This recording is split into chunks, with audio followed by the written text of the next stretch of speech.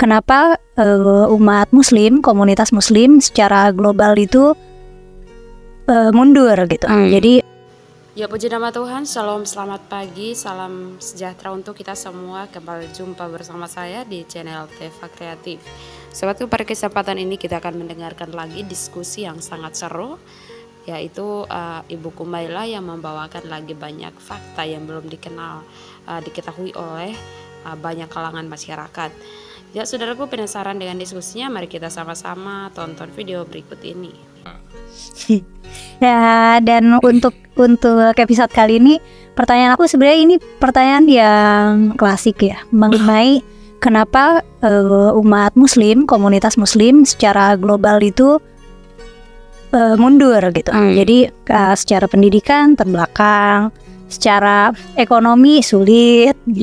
Nah, ada yang bilang kan itu gara-gara kolonialisme Barat. Ada yang bilang karena kemunduran kultur intelektualitas aja gitu.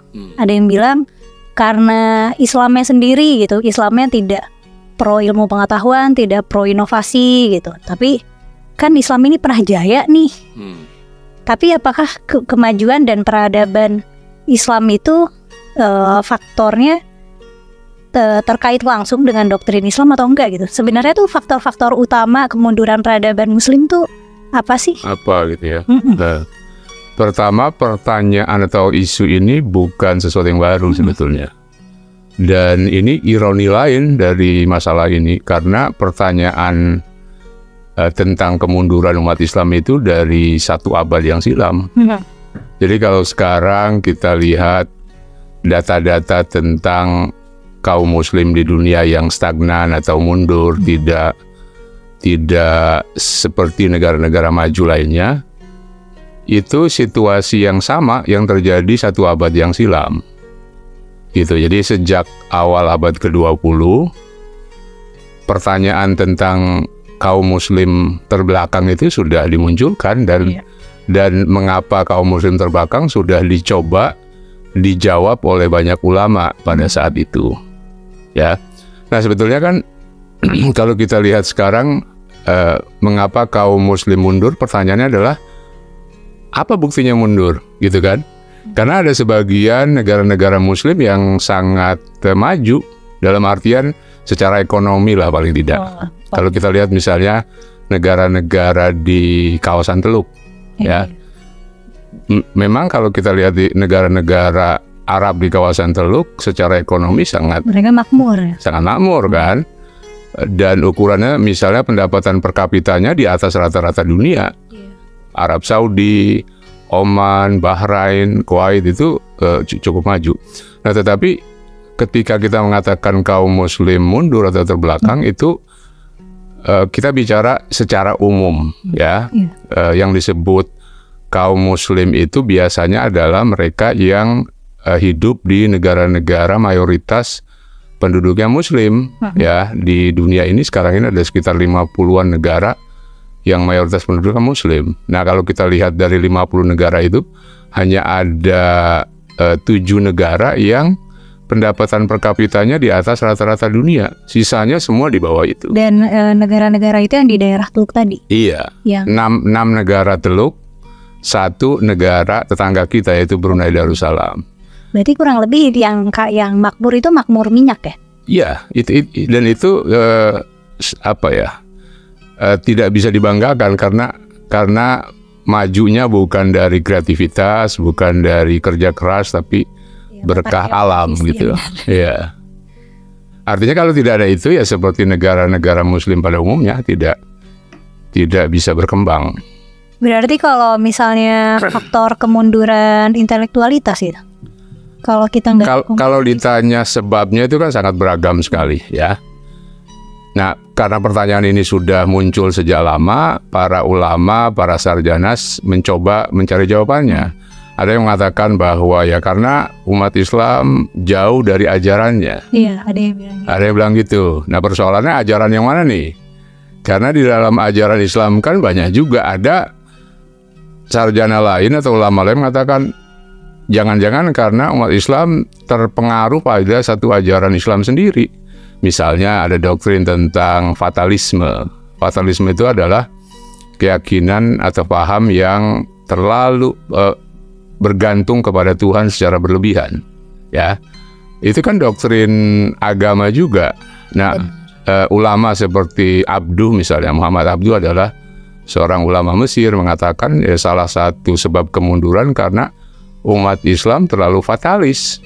Artinya apa? Artinya terlalu berpegang pada doktrin fatalisme itu yang ada di dalam ajaran Islam gitu. Nah, tapi ada juga yang mengatakan bahwa ya sebab-sebabnya macam-macam, banyak. Selain masalah keyakinan agama, ada problem yang lebih struktural. Ada soal kolonialisme, ada masalah kepemimpinan di dalam umat Islam sendiri, soal apa? Misalnya penerapan sistem politik. Kebanyakan negara-negara Muslim menjalankan sistem politiknya secara otoriter, kan? Ya, hampir semua negara Muslim sistem politiknya kan otoriter. Nah, itu salah satu sebab kenapa sulit sekali umat Islam untuk maju. Gitu. Kalau kan ada nih gerakan-gerakan kayak revitalisasi Islam gitu. Tapi biasanya yang kayak gitu tuh arahnya konservatif gitu. Berarti itu tuh katanya kan menurut idealisme mereka kalau misalnya Islam ini direvitalisasi kembali gitu, disucikan kembali, itu akan mengantarkan masyarakat Muslim ke komunitas yang inilah, yang cerdas, beradab, yang madani gitu. Itu sebenarnya arah yang tepat atau mungkin itu masuk ke ini ya, upaya-upaya pembaharuan atau upaya reformasi Islam. Ya. Jadi pada awal abad ke-20 ada gerakan pembaharuan atau gerakan reformasi yang di sana juga sangat beragam gerakan itu. Ada yang ingin menganjurkan reformasi, itu artinya memahami ulang ajaran-ajaran Islam secara baru dengan melihat konteks dunia modern itu. Ada yang berargumen sebaliknya, bahwa untuk menghidupkan Islam itu harus sifatnya revivalism, menghidupkan apa yang sudah ada dulu gitu. Nah, jadi itu dua pendekatan yang berbeda tentu saja. Nah, mungkin kalau kita lihat gerakan modern di dalam Islam itu kan sangat beragam sekali. Ada yang agak progresif atau liberal, ada juga yang sangat konservatif, atau bahkan ada yang radikal dan ekstrim. Nah, itu karena perbedaan pendekatan terhadap ajaran-ajaran Islam. dengan Islam ini masyarakat Muslim ini kan pernah maju nih, pernah ada golden age gitu. Itu sendiri majunya apakah karena Islamnya atau karena faktor-faktor lain? Nah, itu pertanyaan yang sering ditanyakan oleh orang juga, majunya karena agama atau karena faktor lain yang tidak ada hubungannya sama agama gitu. Tentu saja jawabannya panjang, tapi saya mau meringkaskannya. Kalau kita lihat era Golden Age itu kan sebetulnya tidak terlalu lama ya. Pada masa kekhalifahan Abbasiyah lah ya, abad ke-9 sampai abad ke-12 itu. Disitulah lahirnya para ilmuwan, para filosof dan para dokter gitu ya.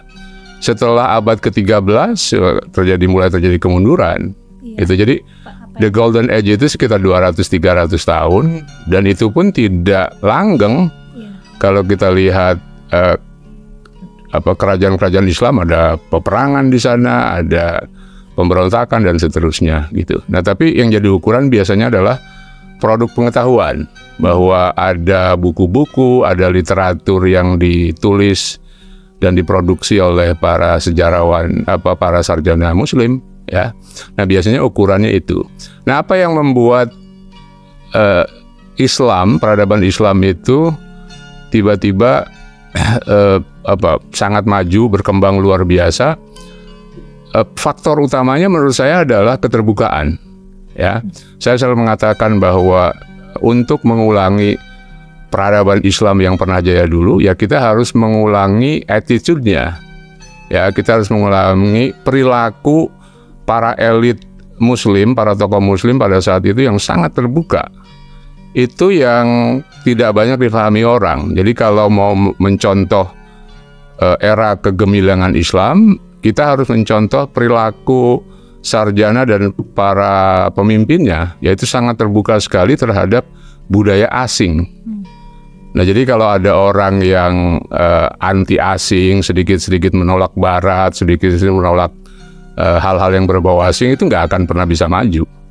Karena dulu kemajuan itu berdasarkan salah satunya adalah menyerap tradisi atau khazanah asing dari Yunani, dari Persia, dari Mesir, dari India. Itu yang diterjemahkan ke dalam bahasa Arab dan kemudian diajarkan di sekolah-sekolah Islam pada saat itu. Jadi faktor asing, budaya dan warisan ilmu pengetahuan dari luar itu salah satu yang membuat kemajuan Islam luar biasa.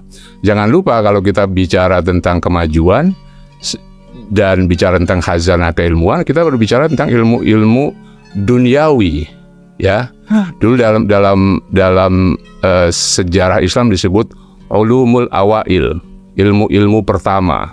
Lawannya adalah ulumuddin, ilmu-ilmu agama. Ulumul awail disebut demikian karena itu adalah ilmu-ilmu yang pertama. Bahkan sebelum Islam datang, ilmu itu sudah ada.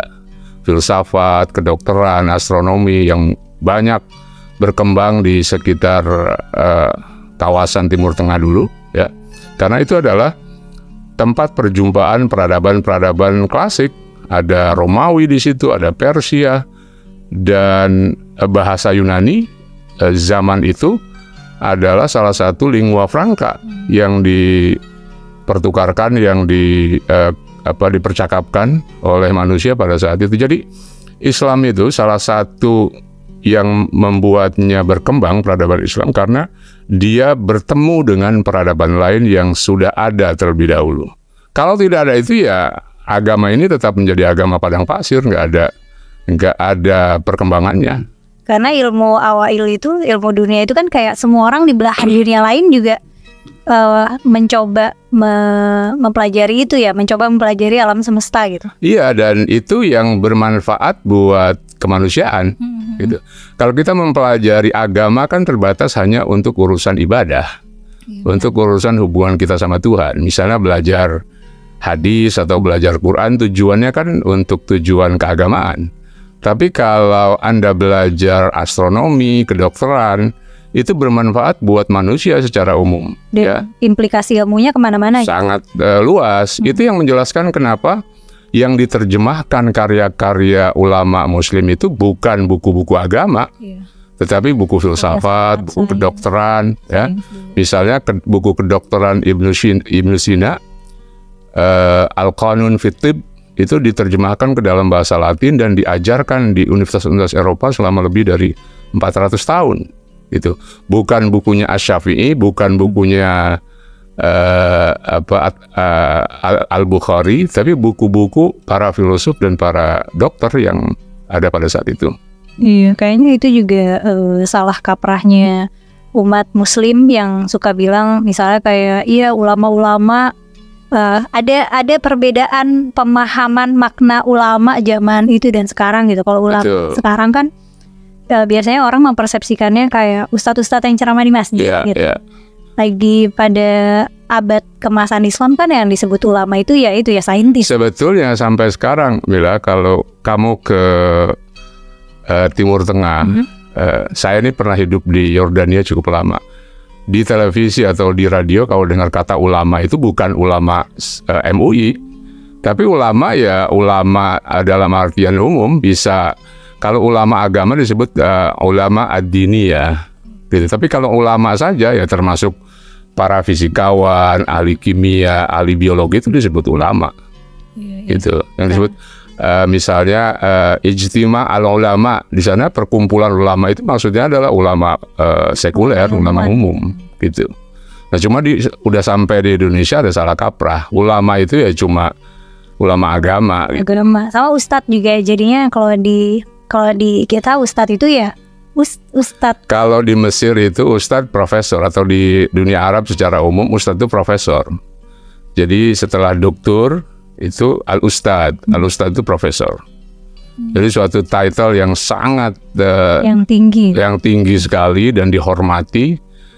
Kalau di sini kan Ustadz murah sekali. Jadi lulusan kadang-kadang nggak perlu lulusan apa-apa. Yang penting hafal beberapa ayat, ngomong seenaknya dianggap ustadz. Bisa ngomong depan jamaah gitu udah bisa ustadz. Betul. Dan sekarang kan ada kayak ilusi dikotomi ilmu dunia dan ilmu akhirat.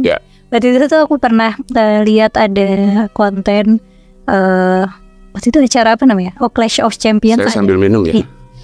Ada anak yang pintar banget matematika, terus ada ibu-ibu yang komen percuma dia jago banget matematika tapi tidak punya ilmu agama, nanti nggak bisa masuk surga gitu.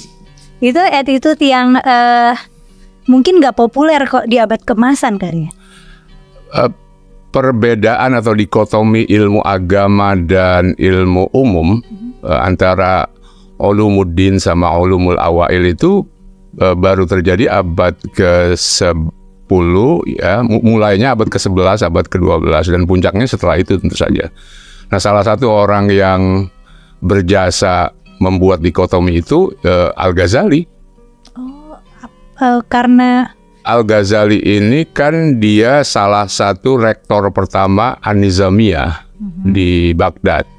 Nah, An-Nizamiyah ini proyek politik dari Khalifah Al-Qadir Billah, itu khalifah yang terkenal, salah satu khalifah Abbasiyah yang memerangi kelompok-kelompok Islam yang dianggap sesat atau dianggap berbeda. Nah, kelompok-kelompok Syiah itu mulai mengalami penurunan, ancaman pada zaman Al-Qadir Billah itu. Al-Qadir itu mengeluarkan satu risalah atau yang disebut sebagai Risalah Al-Qadiriyah, doktrin Al-Qadiri, di mana salah satu isinya adalah menganggap kelompok-kelompok di luar Sunni sebagai sesat. Gitu.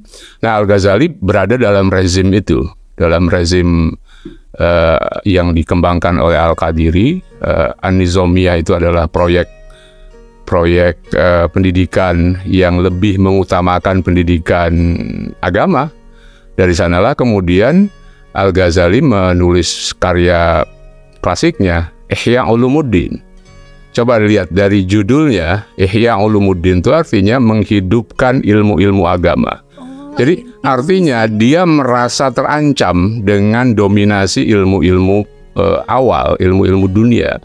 Karena itu dia berusaha ingin membela ilmu-ilmu agama. Nah, dari sanalah kemudian terjadi dikotomi mendahulukan atau memprioritaskan ilmu agama ketimbang ilmu umum.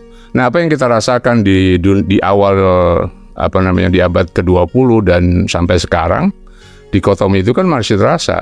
Nah, itu kontribusi Al-Ghazali besar sekali dalam mendikotomikan ilmu akhirat dan mempengaruhi kaum muslim secara umum. Iya, sampai sekarang. Tapi berarti dulu tradisi keilmuan orang Islam itu tidak terlalu mendikotomikan itu ya secara kultur. Iya, awal-awal itu kan justru mereka didorong untuk mempelajari ilmu pengetahuan seluas-luasnya. Ada sebuah hadis yang diatribusikan kepada Nabi, tuntutlah ilmu ke negeri Cina. Saya kira itu adalah bagian dari semangat menyerap ilmu sebanyak mungkin dan seluas mungkin dari manapun sumbernya, gitu. Nah, itu baru terjadi dikotomi itu, dan kemudian memprioritaskan ilmu agama ketimbang ilmu-ilmu umum.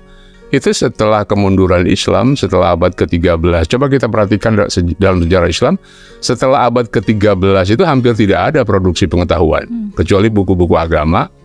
Tidak ada lagi buku seperti Qanon al-Afitib, tidak ada lagi buku seperti Al-Jabar wa Taqsim yang menjadi landasan buat algoritma. Itu semuanya diproduksi pada abad 11, abad 10, abad ke-9, abad ke-10 yang disebut sebagai puncak keemasan Islam. Dan bahkan untuk keilmuan agama pun nggak ada literatur baru lagi juga nggak sih yang masif banget, misalnya dari negara-negara Islam sekarang ini. Iya. Timur Tengah juga. Iya, itu yang menunjukkan salah satu indikator kenapa umat Islam dianggap sebagai terbelakang kan. Jadi yang disebut maju itu kan bukan hanya indikator ekonomi, tetapi juga produksi pengetahuan. Kalau kita lihat misalnya perbandingan berapa judul buku yang diterbitkan di suatu negara dibandingkan dengan negara-negara Muslim misalnya, itu jelas sekali kita jauh terbelakang. Itu makanya Al-Ghazali itu ada misalnya kayak mengkritik Ibnu Sina atau mengkritik filsafat. Itu berarti kayak semacam pesanan pemerintah juga. Saya kira memang dari pribadi Al-Ghazali sendiri, Ahmed Quru itu menulis bagus sekali mengulas tentang andil Al-Ghazali dalam memundurkan umat Islam. Jadi salah satu sebab kemunduran umat Islam menurut Ahmed Quru salah satunya adalah Al-Ghazali. Karena Al-Ghazali itu dia sebagai seorang tokoh, sebagai ulama Islam, setiap fatwa, setiap pandangannya pasti kan didengar. Ya, nah masalahnya Al-Ghazali mengkafirkan orang, gitu. Di dalam bukunya Tahafut Al-Falasifah itu dia mengkafirkan para filosof, mengkafirkan Ibn Sina, Al-Farabi, Al-Kindi dan para filosof lain. Gitu. Nah itu dampaknya luar biasa. Tuduhan-tuduhan ini masih bisa kita baca sekarang kan. Kita kayak kalau baca tulisan Imam Ghazali yang itu kayak kita kayak dapat gosip gitu loh. Iya betul. Dan pada saat itu terjadi ketegangan yang luar biasa antara agama dan filsafat kan. Nah Ghazali datang untuk menengahi itu. Karenanya oleh sebagian umat Islam dia disebut sebagai Hujjatul Islam. Hujjatul Islam itu artinya argumen atau dalilnya orang-orang Islam, kaum Muslim gitu. Karena Al-Ghazali dianggap berhasil meredam filsafat di dalam Islam.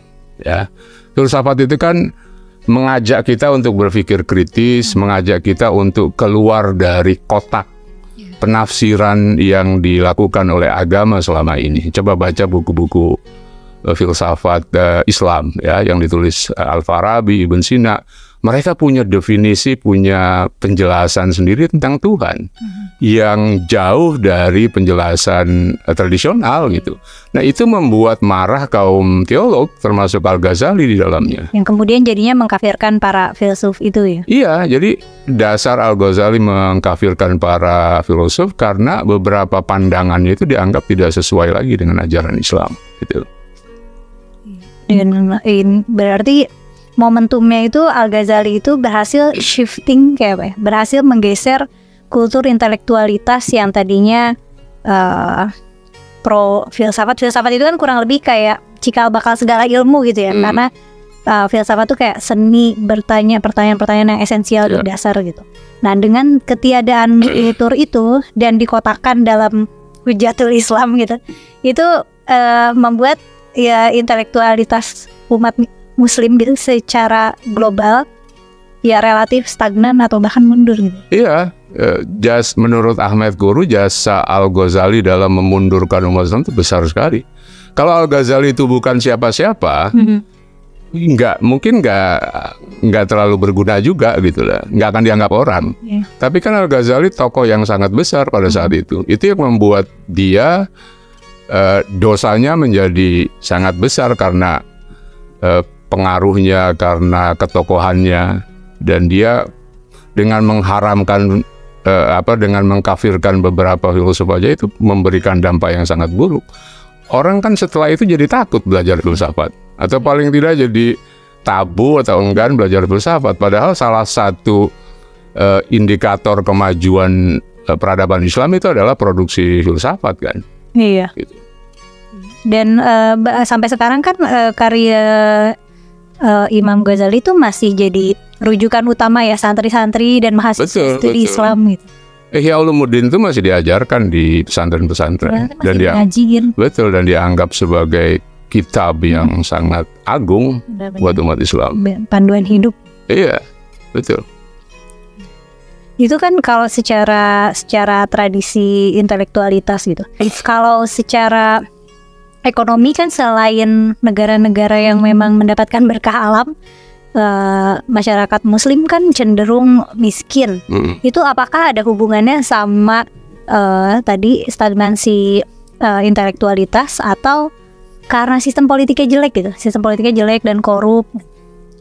Ya, ada orang yang sebagian menyalahkan karena negara-negara Muslim kan sebetulnya negara baru yang diciptakan oleh kolonialisme, ya, dan kolonialisme itu memberikan andil bagi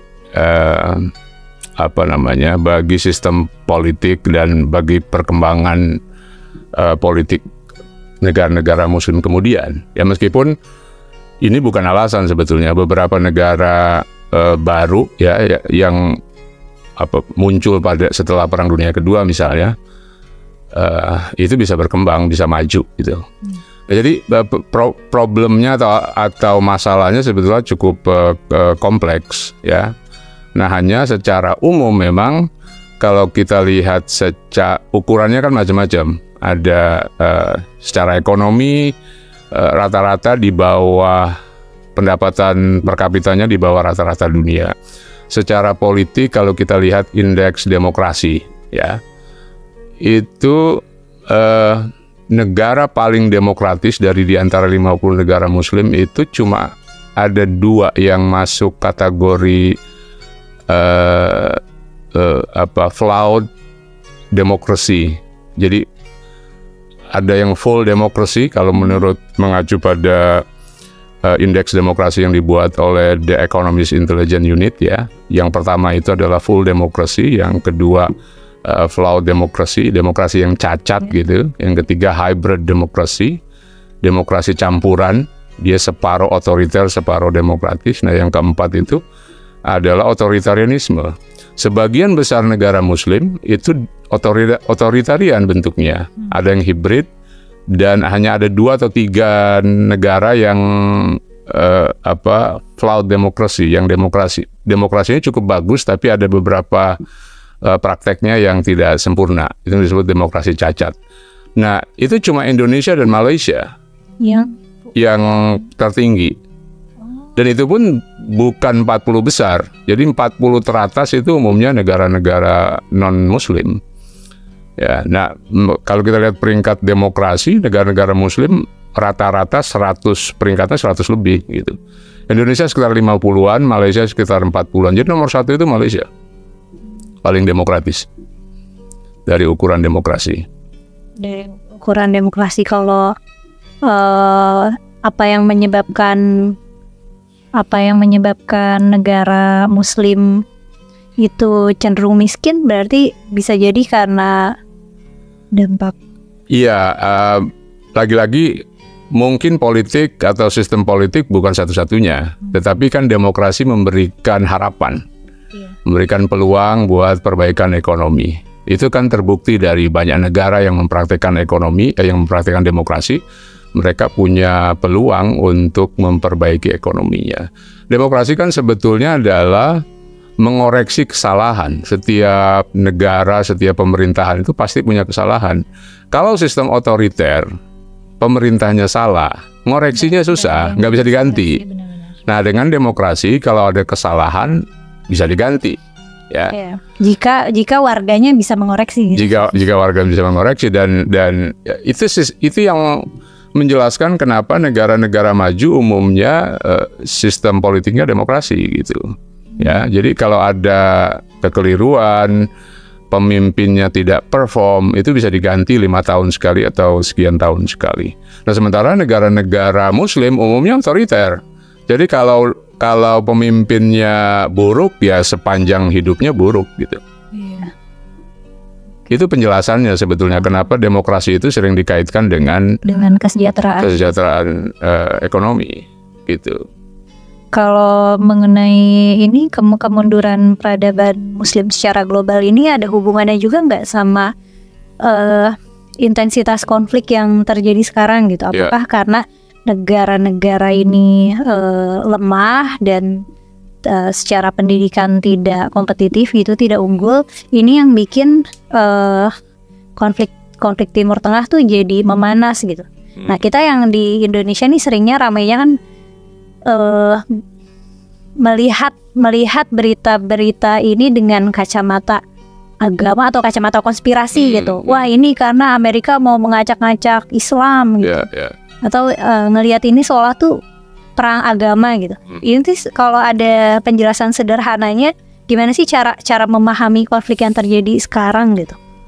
Konflik ke Timur Tengah atau konflik dan perang itu kan sebetulnya sebabnya dua pada umumnya. Satu adalah soal wilayah, ya, klaim wilayah, ada batas wilayah yang dilanggar. Yang kedua adalah perebutan natural resources, kekayaan alam, minyak atau kekayaan di hutan dan seterusnya gitu. Nah, tapi ada faktor lain kan, ada soal agama di situ, ada soal ideologi dan lain-lain. Dalam kasus Timur Tengah, sebagian konflik itu adalah warisan dari nation building, dari pembangunan negara.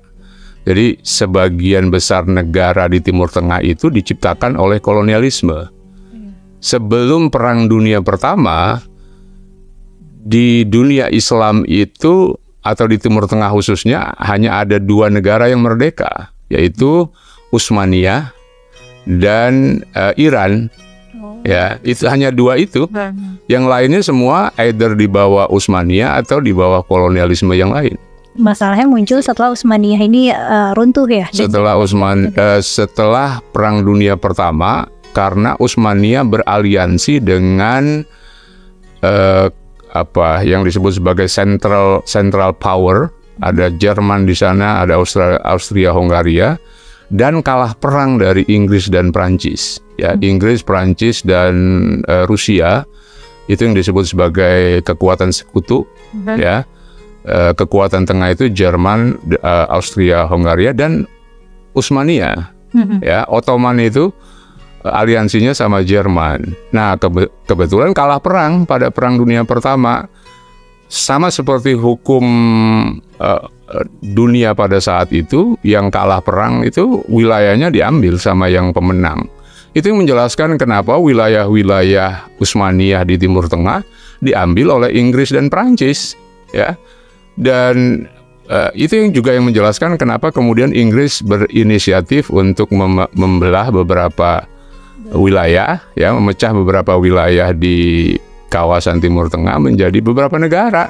Misalnya di kawasan Teluk itu ada 6 negara di situ.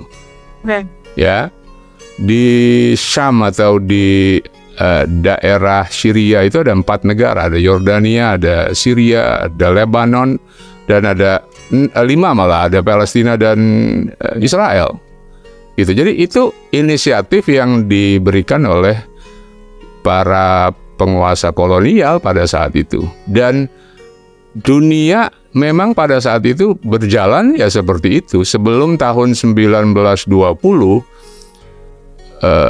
might is right. Siapa yang kuat, dia yang benar. Kan dunia imperial pada masa silam seperti itu. Belum ada batasan-batasan negara yang jelas, belum ada. Dan belum ada PBB. Ya itu, tahun 1920 pertama kali Liga Bangsa-Bangsa didirikan. Setelah itu gagal, kemudian tahun 1945 diperbaharui lagi dengan namanya PBB. PBB itu sebetulnya adalah kelanjutan dari Liga Bangsa-Bangsa tahun 1920. Jadi sebelum tahun 1920 dunia itu betul-betul liar. Ya. Kenapa orang Arab itu bisa berkuasa luas sekali daerah kekuasaannya dan menghancurkan banyak sekali budaya? Ya, kalau kita lihat Islam atau kekuatan Arab pada saat itu kan cuma di Jazirah. Kalau kita lihat peta Jazirah Arab itu ukurannya cuma sekitar 1 juta kilometer secara total ya. Tapi sekarang coba kita lihat wilayah Arab dari Yaman sampai Maroko itu 13 juta kilometer lebih. Pertanyaannya, yang 12 juta kilometer itu dari mana? Pasti dari ekspansi dan invasi kan? Itu yang dilakukan oleh kerajaan-kerajaan Arab Islam pada awal-awal sejarah Islam. Dan pada zaman itu memang dunia, begitu cara dunia berkuasa gitu. Imperium atau yang disebut imperialisme, kekuasaan pada saat itu ya begitu semua. Artinya itu bukan hanya terjadi pada Islam, tapi hampir semua kerajaan-kerajaan besar melakukan hal serupa gitu. Nah, baru pada tahun 1920-an semuanya berubah. Ada aturan nasional, ada aturan global, aturan internasional, semua negara berusaha dilibatkan gitu. Nah, pemecahan atau pembagian wilayah itu kan produk lama, produk sebelum 1920. Jadi ketika misalnya kayak Sykes-Picot yang sering disebut-sebut tahun 1916 atau 1917-an itu kan sebelum ada Liga Bangsa-Bangsa. Jadi bagaimana Inggris dan Perancis membagi-bagi wilayah Ottoman yang kalah perang, ya karena pada saat itu hukum internasional seperti itu. Bahwa kemudian Inggris membagi Palestina atau wilayah, sebetulnya bukan wilayah Palestina dalam artian rigid seperti yang kita kenal sekarang. Itu adalah wilayah Utsmaniyah yang istilahnya namanya sanjak. Sanjak itu semacam provinsi, ya, wilayah yang dibagi-bagi oleh kerajaan Utsmaniyah. Yang namanya Palestina itu sepanjang sejarah berbeda-beda lokasinya. Tidak seperti peta yang kita lihat sekarang gitu loh. Nah, pada saat itu tawarannya adalah membagi orang Arab kepada beberapa negara. Kan bukan cuma Yahudi, bukan cuma Israel Palestina, tapi ada Yordania di sana, ada Lebanon, ada Suriah. Dulu nggak pernah ada negara-negara itu. Nggak ada negara Suriah, nggak ada negara Lebanon. Itu semuanya produk kolonial. Gitu. Jadi kalau ada orang yang tiba-tiba marah, merasa dulu pernah ada, itu nggak ngerti sejarah. Gitu. Karena itu produk baru. Tadinya tanah itu ya semuanya jajahan Inggris dan Prancis. Iya. Mereka karena menang perang, dapat warisan dari Utsmaniyah gitu. Dan berarti kalau tadi Islam bisa menyebar begitu luas, kita kan selama ini kalau kayak di tarikh-tarikh atau sirah gitu, itu kan kayak keberhasilan dakwah gitu, menyebarkan ajaran Islam. Sebenarnya kalau dilihat dengan kacamata sekuler itu tuh invasi dan kolonialisasi juga ya. Iya. Perluasan sebenarnya. Kan perang ngambil tanah gitu. Semua kerajaan pada masa silam itu disebut sebagai imperialis. Imperialis itu dalam artian punya semangat imperium, ya.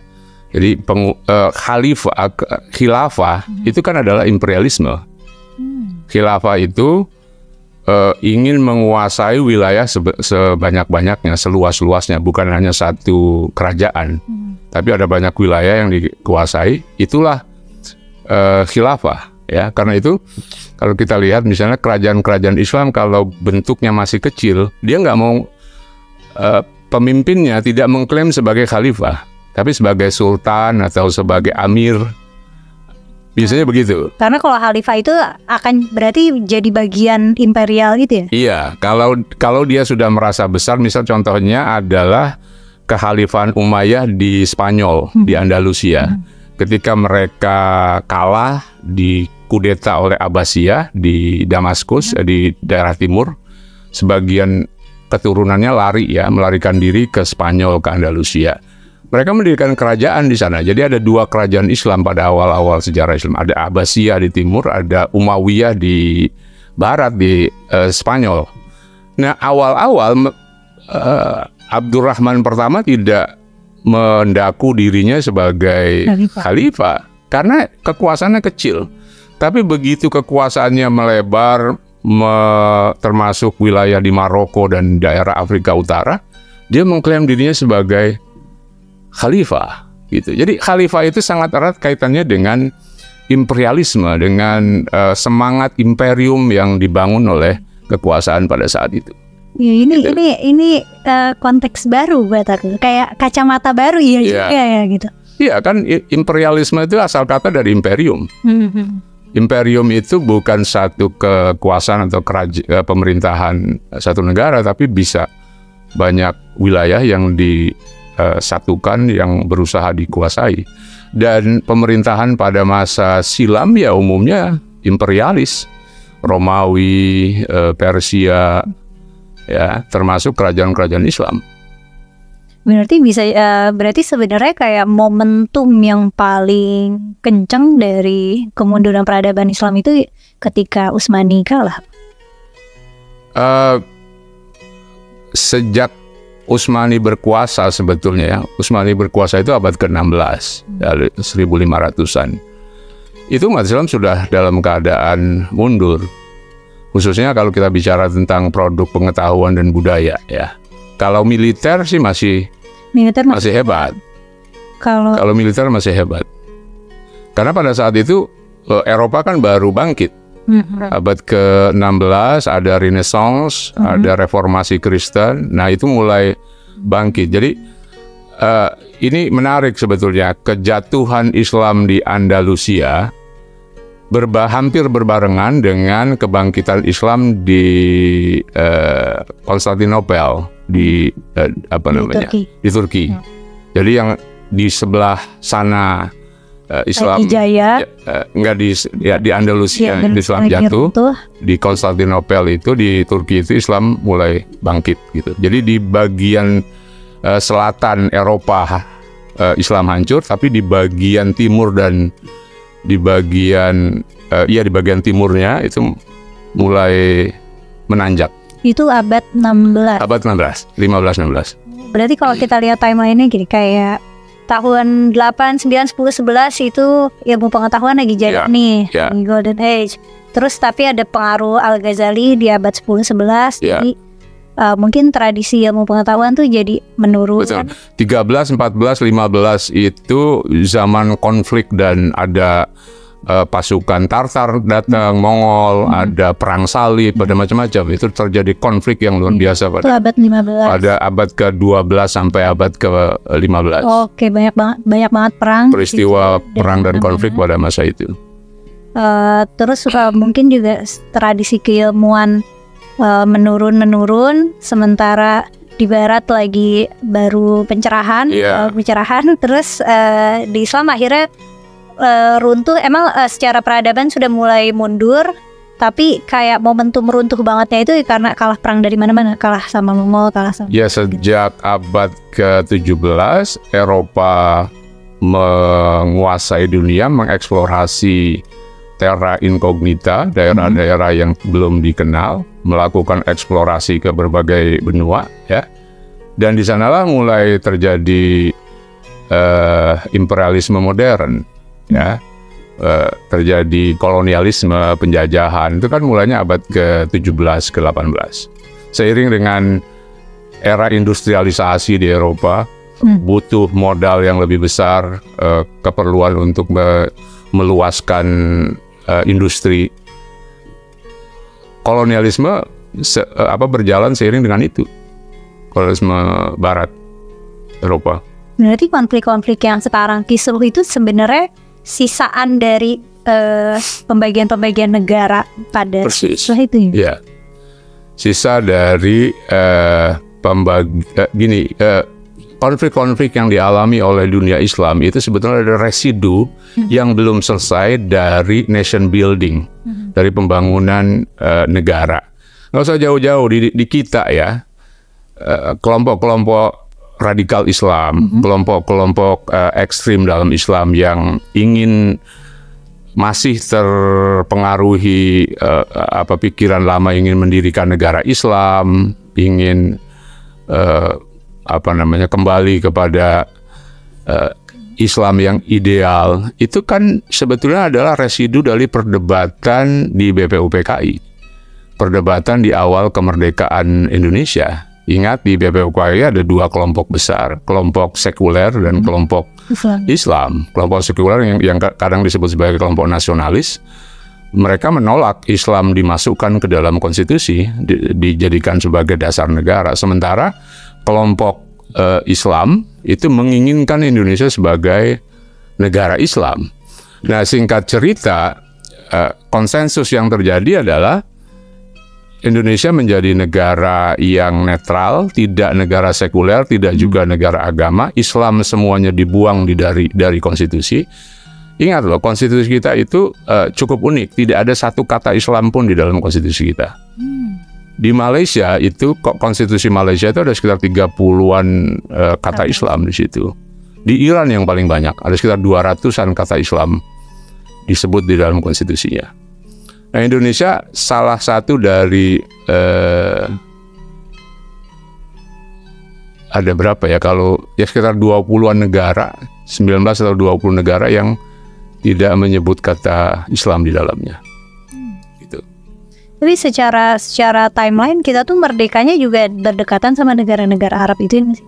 Ya karena kan setelah Perang Dunia Kedua. Jadi setelah Perang Dunia Kedua ada tuntutan kemerdekaan di banyak negara-negara yang bekas jajahan.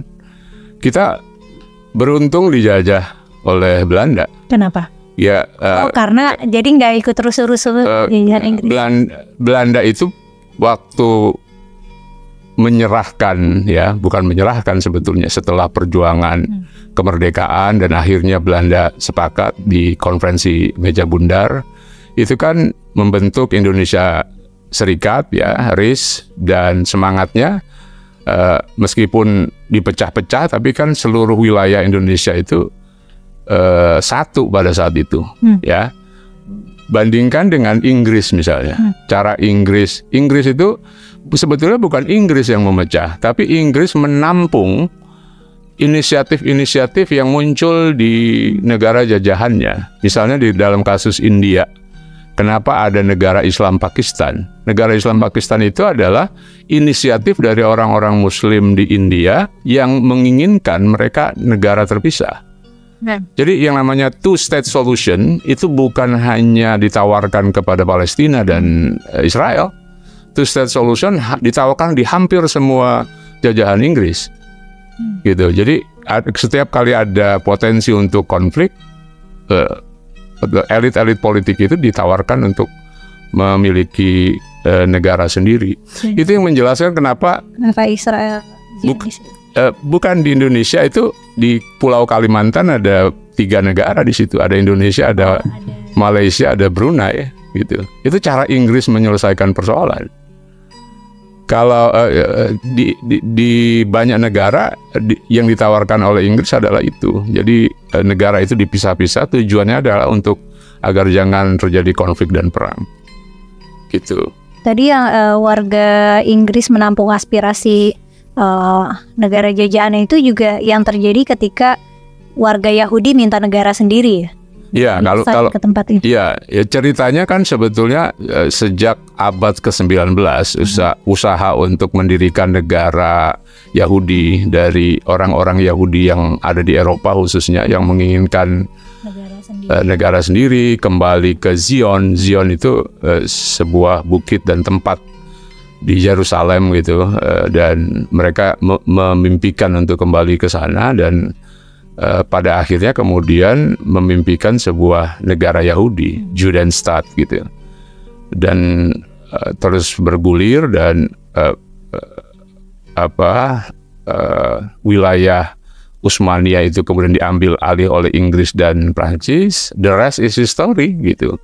Nah, jadi kalau orang tidak mengetahui akar sejarah, mereka menganggap bahwa sejak awal itu milik Palestina gitu. Sementara Yahudi itu orang yang datang belakangan, atau Israel itu sebuah negara ciptaan baru.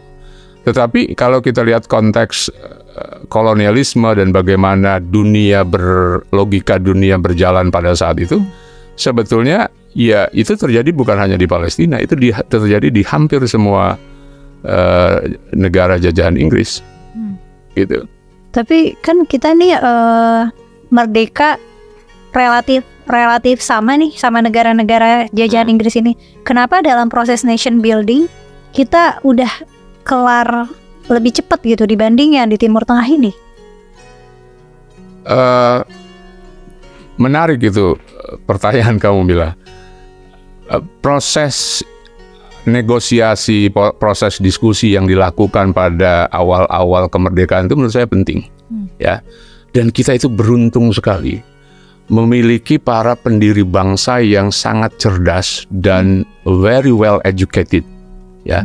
Saya kalau baca sejarah kemerdekaan Indonesia, sejarah pergerakan itu luar biasa. Kita sangat beruntung dibandingkan beberapa negara lain, ya. Menurut saya salah satu kenapa Palestina sulit sekali merdeka, karena mereka tidak memiliki tokoh-tokoh yang cukup, ya. Ada beberapa tokoh pergerakan politik pada saat itu, tapi tidak cukup. Itu yang menjelaskan kenapa negara-negara Arab lain kemudian ikut campur. Kan ketika terjadi resolusi 181 yang dikeluarkan oleh PBB tahun 1947, ya, tawaran 2 negara, satu buat Palestina, satu buat Israel.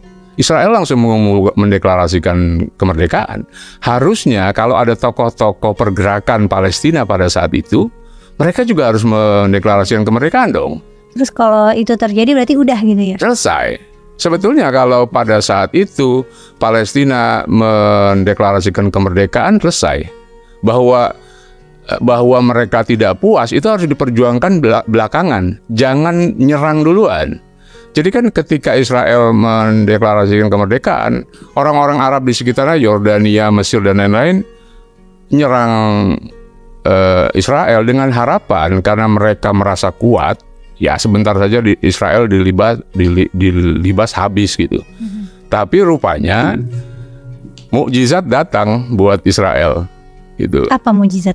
Iya, maksudnya dengan dikepung oleh banyak negara Arab, mereka bisa survive dan bisa menang. Perang 48 itu Israel menang, dan itu yang menyebabkan Israel makin kokoh gitu.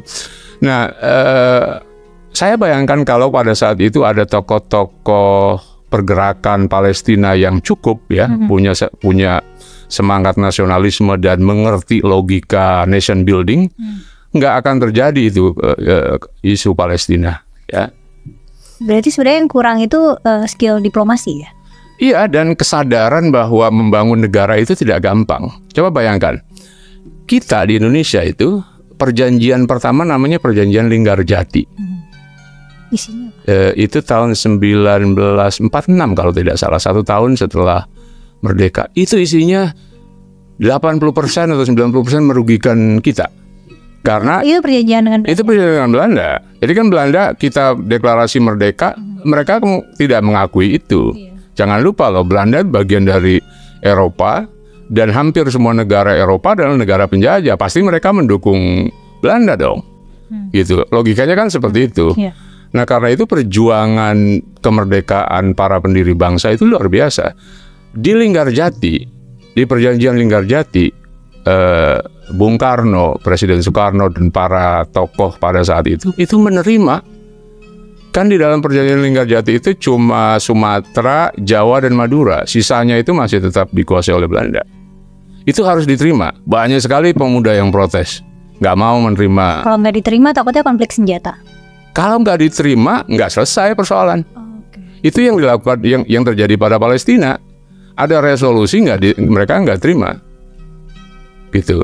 Nah, jadi menurut saya perjuangan itu bukan hanya perjuangan bersenjata, tapi perjuangan itu juga perjuangan diplomasi. Dan kita tahu setelah Linggarjati, perjuangan diplomasi para pendiri Republik itu luar biasa.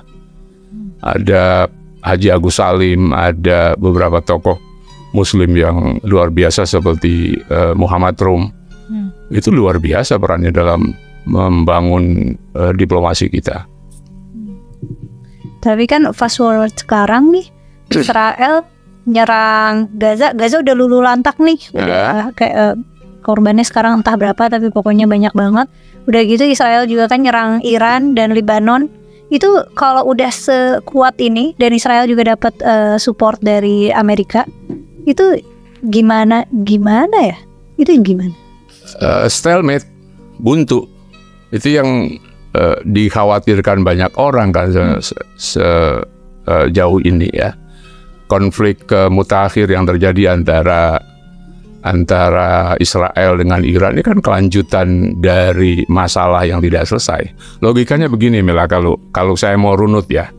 Isu Israel Palestina yang tidak selesai ini kemudian kan melahirkan para pengungsi, ya. Peristiwa 1948 itu yang disebut sebagai Nakbah. Nakbah itu malapetaka, disaster yang dialami oleh orang-orang Palestina.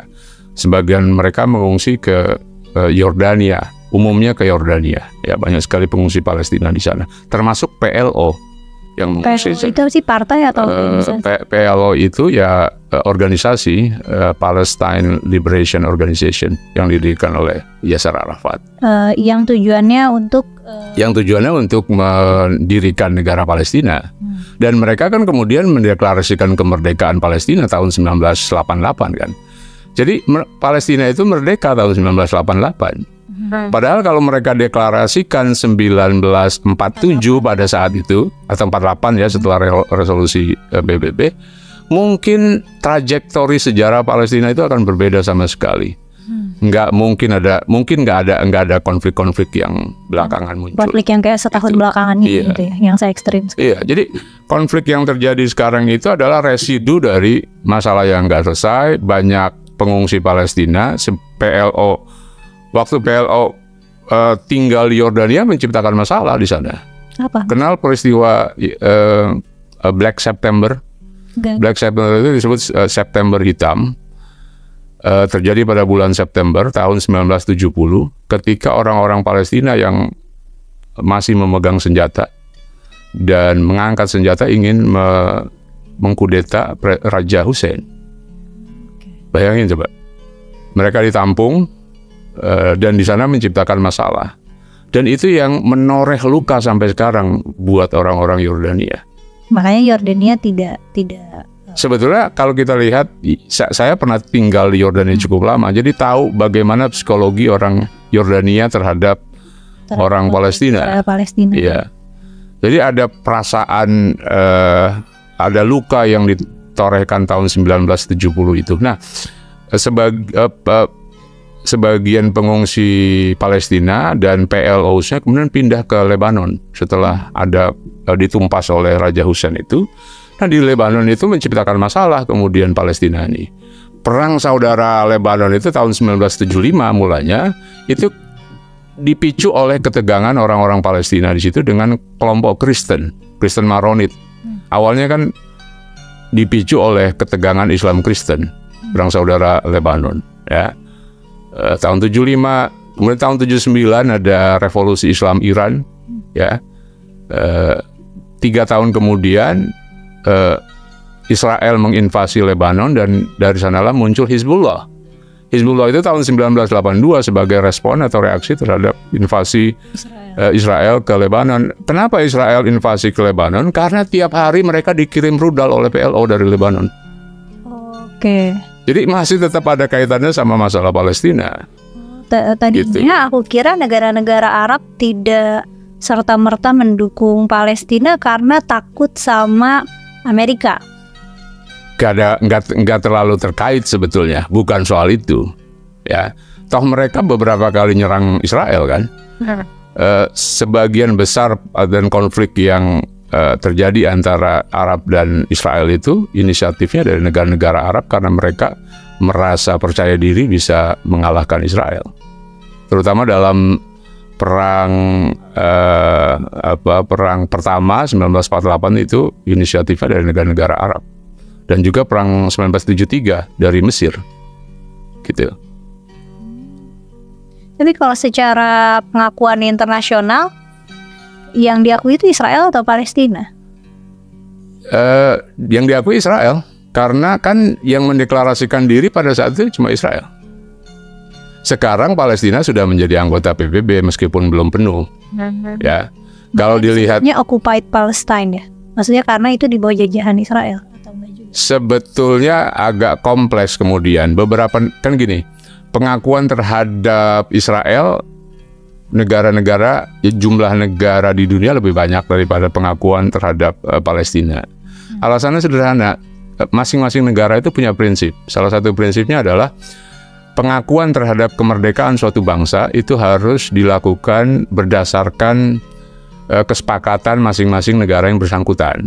Nah, dalam kasus Palestina dan Israel kan tidak terjadi kesepakatan itu. Ya, pernah ada kesepakatan Oslo tahun 93 dan gagal gitu. Nah, sebagian negara punya prinsip itu, termasuk Amerika Serikat gitu. Atau mungkin kalau Amerika punya alasan lain lagi karena ada lobby Israel yang sangat kuat di sana kan. Tapi umumnya kenapa banyak negara yang masih belum mengakui Palestina sebagai negara merdeka, ya alasannya karena itu. Karena belum ada kesepakatan di antara mereka gitu. Di antara Israel Palestina sendiri. Iya, di antara penjelasannya adalah itu. Tadi kalau misalnya dikhawatirkan buntu, kan ada nih rumor-rumor kayak di Twitter gitu, ya, di X orang bilang wah ini mau perang dunia ketiga gitu. Ya. Sebenarnya bisa sejauh itu nggak sih prediksinya, atau sebenarnya nggak akan mungkin begitu? Ada potensi itu kalau Israel itu terdesak. Ya, jangan lupa Israel itu punya senjata nuklir. Ada yang mengatakan dia punya 90 senjata 90 ledak nuklir, ada yang mengatakan 100 lebih gitu. Kan memang Israel nggak pernah declare soal nuklir itu. Kalau satu nuklir saja jatuh di Iran habis. Gitu. Dan itu nggak berhenti sampai di situ.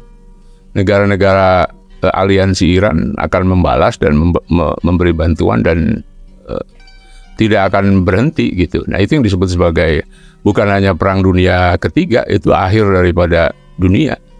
Kata Einstein kan, perang dunia ketiga itu akan melahirkan perang dunia keempat yang orang berkelahi dengan menggunakan batu sesama mereka.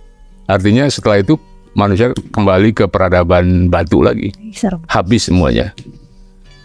Gitu. Kalau misalnya Israel mau menghabisi Hamas, kan pemimpin Hamas sudah mati nih. Ya. Itu berarti Gaza masih akan terus diserang nggak sih? Atau sekarang fokus Israel ke Hizbullah kan di Lebanon. Ya, meskipun mereka diserang oleh Iran, saya kira fokus Israel sekarang ini adalah menghabisi musuh-musuh terdekatnya. Karena itu yang paling riskan kan. Jarak antara Israel dengan Iran itu 1.800 km. Jauh sekali. Ya, dari sini ke Aceh mungkin ya, atau dari sini ke Nusa Tenggara Timur. Jarak NTT. 3 negara ada ya? Iya, dilompati 2 negara paling tidak tuh. Ya, ada Yordania dan Irak, atau Syria dan Irak. Jarak antara Israel dengan Iran gitu. Jadi buat Israel, saya kira mereka lebih concern ngurusin ancaman yang berhadapan langsung dengan mereka. Di Lebanon. Gaza, Hamas mereka anggap sudah bisa dikontrol. Ya, pemimpinnya tewas, banyak tokoh-tokohnya tewas. Setelah itu dia akan menghabisi Hizbullah. Gitu. Tapi kalau misalnya di Gaza itu dianggap sudah menang, itu kelanjutannya orang-orang yang di Gaza itu diurus siapa ya? Ya kan sekarang ada bantuan internasional, ada termasuk relawan dari Indonesia juga kan pada kesana. Ya, beberapa negara Muslim memberikan bantuan, Mesir juga memberikan bantuan meski mereka sangat sangat khawatir sekali kalau terjadi gelombang migrasi keluar dari Rafah ya, itu akan menyusahkan Mesir. Jadi ada bantuan di sana dan ke depan ya ada rehabilitasi, ada proses perbaikan sama seperti daerah-daerah konflik yang lain, dan itu pasti akan memakan waktu yang lama sekali. Wewenang rehabilitasi korban perang itu dari mana sih? Dari PBB? Sekarang PBB kan punya badan yang mengurusi soal itu. Berarti mungkin endgame-nya di sana tuh ya gitu ya, ada yang ngungsi, ada yang dirawat. Gaza kan bukan satu-satunya tempat di mana terjadi humanitarian crisis. Humanitarian crisis terbesar itu bukan di Gaza, tapi di Yaman. Oh, karena pada lapar ya. Perang saudara. Sampai sekarang yang apa sih istilahnya? Orang tidak displacement, yang tidak punya yang nggak punya rumah. Tempat, nggak punya rumah itu adalah hampir data terakhir 18 juta 15 juta gitu. Jadi orang hidupnya di kemah atau di rumah tapi terancam oleh rudal dan senjata gitu. Itu humanitarian crisis terbesar di Yaman, bukan di Palestina sebetulnya. Kan nggak ada orang yang teriak tentang itu, karena yang mati karena yang nyerang Yaman sendiri. Yang nyerang itu perang antara Islam dengan Islam. Secara kalau yang perang antara Islam dan Islam, korbannya orang Islam, nggak ada yang peduli. Secara framing gitu. Media juga nggak seksi ya, nggak seru gitu. Nggak seru. Itu yang terjadi. Dan kritik saya terhadap orang-orang yang terlalu membabi buta mengangkat isu Palestina itu adalah itu. Kalian kemana aja ketika ada pembunuhan di Suriah, ada pembunuhan di Irak, ada ratusan ribu orang-orang Islam dibunuh dengan keji, nggak pernah ada itu suara. Atau ketika Saudi nyerang Yaman. Itu yang terjadi sekarang. Konflik antara, kan Yaman itu kan dikuasai oleh dua kekuatan ya. Kekuatan Houthi yang didukung oleh Iran dan kekuatan koalisi yang dipimpin oleh Arab Saudi. Berarti solusi terdekatnya nggak ada kecuali Israel menyerah ya? Maksudnya kecuali Israel udahlah cukup gitu. Dan itu nggak mungkin. Nggak mungkin. Israel kan didukung oleh Amerika, didukung oleh sebagian besar negara-negara Barat, dan Israel sendiri sebagai negara kuat sekali. Itu yang menjelaskan kenapa beberapa negara Arab ingin kerjasama dan membuka hubungan diplomatik dengan Israel.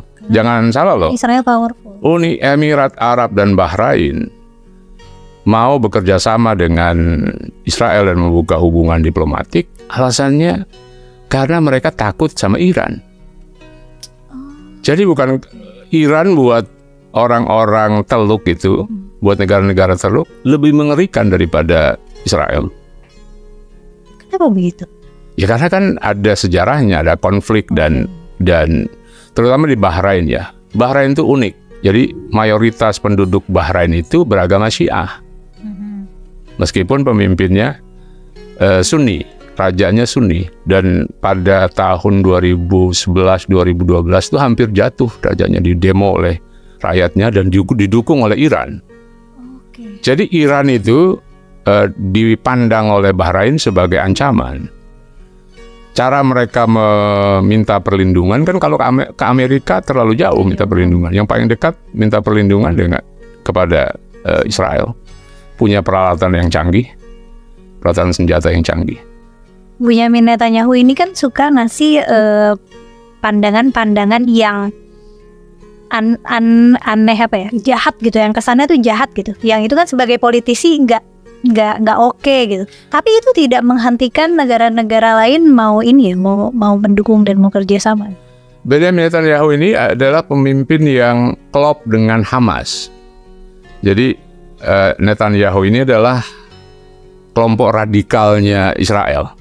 Di Israel sendiri dia itu jauh sebelum peristiwa 7 Oktober tahun lalu, sebelum Hamas menyerang Israel, itu dia berkali-kali di demo besar-besaran di Tel Aviv.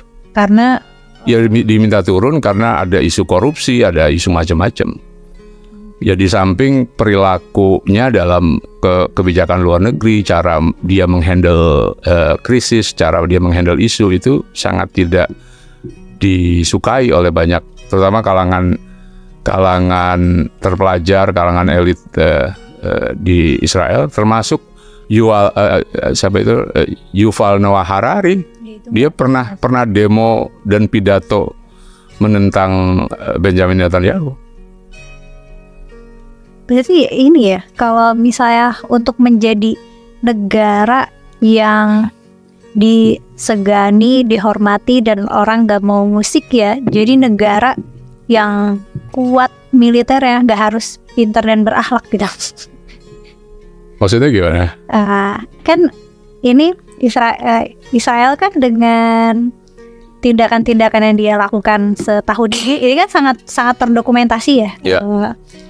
Ya perilaku militernya dan pejabat-pejabatnya, dan mereka kayak terang-terangan misalnya kayak di TV atau podcast gitu punya genocidal expression tuh nggak mereka kayak santai aja gitu ngomong ini orang Palestina harus mati semua, anak kecil harus mati semua. Nah itu kan tadinya aku kira ekspresi-ekspresi kayak gitu tuh akan bikin mungkin kayak Amerika tuh ilfeel gitu, atau negara-negara lain ilfeel. Gak juga ya? Ini Amerika kan besar sekali. Kritik-kritik terhadap Israel itu kan juga luar biasa di Amerika. Kalau kita lihat misalnya demo-demo anti-Israel belum pernah terjadi dalam sejarah Amerika dan sejarah Eropa. Besar sekali anti-Israel. Istilah genosida itu kan karena ada banyak demo-demo kemarin itu. Ya. Kan kalau dilihat dari perspektif Israel atau dari perspektif yang pro-Israel, Israel sedang membela diri. Jangan salah loh, korban yang diderita oleh Israel pada tanggal 7 Oktober itu 1.200-an terakhir itu, dengan orang yang meninggal karena luka dan lain-lain, 1.400-an. Itu 2 kali korban perang 1967. Dari pihak Israel nih. Dari pihak Israel. Jadi bagaimana tidak kalap pemimpin Israel melihat korban dari serangan Hamas yang jumlahnya hampir 2 kali lipat perang 1967 yang besar itu. Dan mereka kalap sekaligus mereka punya power untuk kalap. Exactly. Jadi kalau dia kemudian kalap dan membombardir habis-habisan, dasarnya itu dia tiba-tiba mendapatkan korban yang begitu besar, dan apalagi situasinya dalam keadaan genting Netanyahu. Jadi dia punya segala alasan untuk melakukan itu. Dan di Amerika meskipun banyak banget protes anti-Israel, kalau Amerika tuh dukung Israel, pertimbangannya apa ya? Maksudnya apa campur tangan? Sebetulnya kompleks ya kalau lihat Amerika. Menurut saya kenapa Amerika begitu ya? Ya selain ada masalah sejarah, tetapi lobby Israel atau lobby Yahudi itu kuat sekali di sana. Gitu, dan itu nggak bisa dianggap remeh. Setiap kali ada kepentingan Israel yang terancam, lobby-lobby Yahudi itu bekerja bukan hanya pada tataran politik, tetapi dan kalau misalnya di Amerika aja begitu, berarti kita bisa simpulkan tidak ada yang bisa menghentikan Israel sekarang ya? Ya, Israel very powerful. Ya udah, berarti kita cuma bisa ini ya, berpasrah dan berharap ini tidak tereskalasi jadi ada serangan nuklir atau... Ya saya kira begitu. Kayak Amerika saya kira melakukan lobby-lobby terus, bukan hanya pada Israel untuk menahan diri, tapi juga ke Iran. Ingat dulu waktu Iran melakukan serangan yang pertama kan, ada pernyataan dari Amerika agar Iran menahan diri untuk tidak melakukan serangan berikutnya gitu. Nah, serangan-serangan ini kan bersifat asinkronus gitu. Iran nyerang, Israel nahan diri gitu. Nanti suatu saat tiba-tiba ada tokoh Iran yang mati gitu, tewas. Entah dibunuh, entah kecelakaan pesawat atau apa. Jadi cara pembalasan Israel itu pakai smart war gitu, perang yang cerdas. Buat mereka kan sebetulnya kepentingannya bukan menghabisi rakyat Iran, tetapi menghabisi rezim Iran yang menurut Israel punya andil bagi konflik-konflik ke Timur Tengah selama ini. Gitu. Berarti memang sangat kompleks sekali. Sangat kompleks, tidak bisa diselesaikan dalam 1 hari. Dan tidak bisa diselesaikan dalam 1 step gitu. Iya, akarnya kompleks, jadi cara mengurainya juga sangat tidak gampang. Ya, jadi selesaikan. Teman-teman gimana nih? Ada yang punya tanggapan atau pertanyaan lanjutan atau sanggahan? Boleh tulis di kolom komentar ya. Makasih udah nonton sampai selesai. Sampai ketemu di konten selanjutnya. Makasih Mas Lutfi. Oke, sama-sama. Puji nama Tuhan, demikianlah video yang dapat kita tonton bersama. Kiranya video ini dapat memberkati kita semua dan menambah wawasan kita, ilmu pengetahuan kita tentang keagamaan kita masing-masing. Dan dengan adanya video ini kiranya membuat akan teman-teman kita yang belum mengenal Kristus, mereka boleh mengalami pertobatan. Saudaraku, terima kasih juga buat semuanya yang selalu setia dukung dan juga support channel kami. Doa kami selalu menyertai saudara di mana saudara berada, dan salam sampai jumpa di video-video kami selanjutnya.